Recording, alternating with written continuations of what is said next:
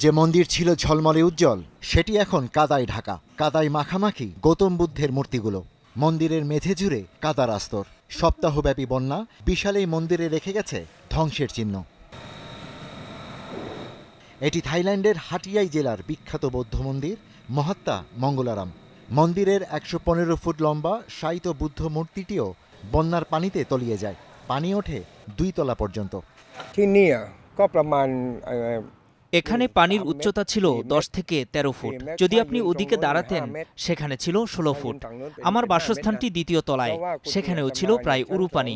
নিচু এলাকাগুলোতে পানির উচ্চতা ছিল 20 থেকে 23 ফুট।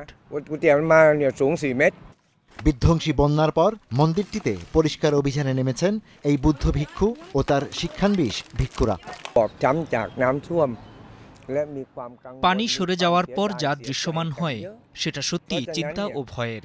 এই অভিজ্ঞতার পর মানুষের মন দুঃখে ডুবে আছে। মনে দুঃখ ধরে রাখবেন না, আবার শুরু করুন। এখনো দেরি হয়নি। আপনি যা তৈরি করেছিলেন সব আবারও তৈরি করা সম্ভব। ভয় পাবেন না। আশীর্বাদ রইল। থাইল্যান্ডের দক্ষিণাঞ্চলীয় জেলা হাটিয়াই। রাতের হাটিয়াই এখনো অন্ধকার। স্বাভাবিক হয়নি বিদ্যুৎ ব্যবস্থা। মানুষের খাবার আর আশ্রয় এখনো সাহায্য নির্ভর। ত্রাণের ট্রাক এসে পৌঁছাতেই খাবারের আশায় ছুটছে মানুষ। সাহায্য বলতে যত সামান্য কিছু প্যাকেটজাত খাবার আর পানি।